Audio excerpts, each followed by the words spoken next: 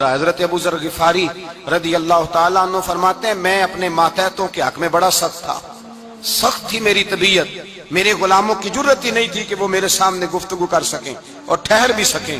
فرماتے ہیں جس دن میں کلمہ پڑھنے گیا، جس دن میں حضور کی بارگاہ میں، تو میں نے کہا حضور کوئی خاص نصیحت؟ تو نبی پاک نے فرمایا میری نصیحت تیرے لیے یہ ہے کہ جیسا تو نے کھانا ہے ویسا ہی غلام کو کھلانا ہے، جیسا تو نے پہننا ہے ویسا ہی غلام کو پہنانا ہے۔ حضرت ابو ذر کہتے ہیں جو میرے اندر کمی تھی وہی میرے نبی نے نصیحت کر دی، جو میرے اندر کوتاہی تھی وہی غیب جاننے والے رسول نے بتلا دی۔ فرماتے ہیں میں گھر گیا، جب میں جاتا تھا تو ملازموں کا سانس خشک ہو جاتا تھا، وہ کانپنے ہانپنے لگتے تھے کہ جانے اب یہ کیا کرے گا۔ حضرت ابو ذر غفاری فرماتے ہیں میں گیا، ایک شخص سے میں نے کہا کھانا پکاؤ، کھانا پکایا، دسترخوان پہ لگایا اور اپنے سارے ملازموں کو کہا آؤ یار میرے ساتھ بیٹھ کے روٹی کھاؤ، آؤ سارے میرے ساتھ بیٹھ کے کھانا کھاؤ۔ فرماتے ہیں انہوں نے کھانا کھایا، پھر میں ان کو بازار لے گیا، جیسے کپڑے میں پہنتا تھا ویسے ہی میں نے ان کے لیے بھی خریدے۔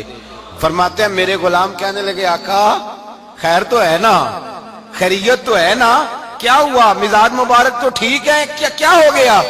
اور یہ جو ہم فضا کو اتنا خوبصورت دیکھ رہے ہیں اور یہ جو ہم اتنی پیاری ریم جھیم برستی دیکھ رہے ہیں، یہ جاری رہے گی یا ایک دن کی ہے؟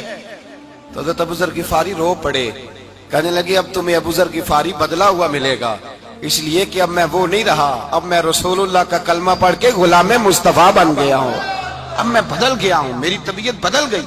غلاموں کے حق میں حضرت مولا علی شیر خدا غلام کو لے کر کے گئے دکان پر، حضرت مولا علی غلام کو لے کر گئے کپڑے کی دکان پر، دو جوڑے خریدے، ایک کم قیمت کا ایک زیادہ قیمت کا، ایک کم قیمت کا ایک زیادہ قیمت کا، دو جوڑے خریدے۔ جب واپس لوٹے تو غلام سے کہنے لگے تو اپنا لے لے۔ غلام کو پتا تھا کہ اس زمانے میں ہوتا کیا تھا، اس نے کم قیمت کا جوڑا اٹھایا۔ حضرت علی فرمانے لگے عجیب آدمی ہے، یہ تو تیرا نہیں، یہ تو میرا ہے۔ اس نے کہا حضور کس طرح سے؟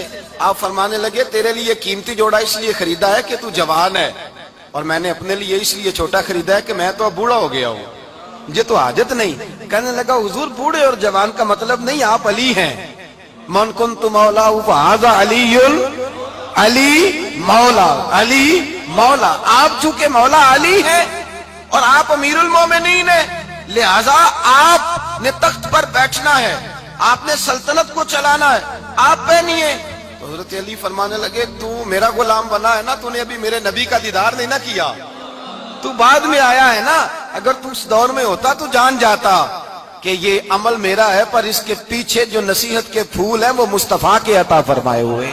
تو بھائی یاد رکھیں نبی کریم سید عالم صلی اللہ تعالی علیہ وآلہ وسلم نے تعین فرمایا مزدور کے حقوق کا، تعین کیا۔ حضرت حکیم بن حزام کہتے ہیں میں حضور کی بارگاہ میں بیٹھا تھا تو نبی پاک صلی اللہ علیہ وسلم سے میں نے کہا یا رسول اللہ آپ کو کون سا آدمی پسند ہے، کون سا محنت کرنے والا پسند ہے؟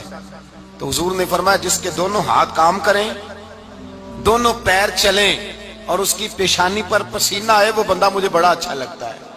جس کی پسینہ آئے، آج لوگ مزدوری نہیں کرتے، دائیں بائیں دیکھتے ہیں، لوگ اپنے اندر وہ توانائی، وہ غیرت، وہ خودداری پیدا نہیں کرتے۔ بھائی گردن کو جھکا دیتا ہے خیرات کا پتھر، جہاں میں مانگنے والوں کے سر کبھی اونچے نہیں ہوتے۔ اور ایک بار کہنے لگے غیرت ہے بڑی چیز جہاں نے تگ و دو میں، پہناتی ہے یہ فقر کو تاج سردارا۔ اپنے اندر یہ توانائی پیدا کرنی چاہیے، یہ کوشش کرنی چاہیے۔ میرے نبی کریم صلی اللہ علیہ وسلم نے فرمایا تمہارے بعض گناہ ایسے ہیں جو صرف تم مزدوری کرنے جاؤ گے تو اللہ تمہاری مزدوری کی وجہ سے ہی تمہارے گناہ معاف فرما دے گا۔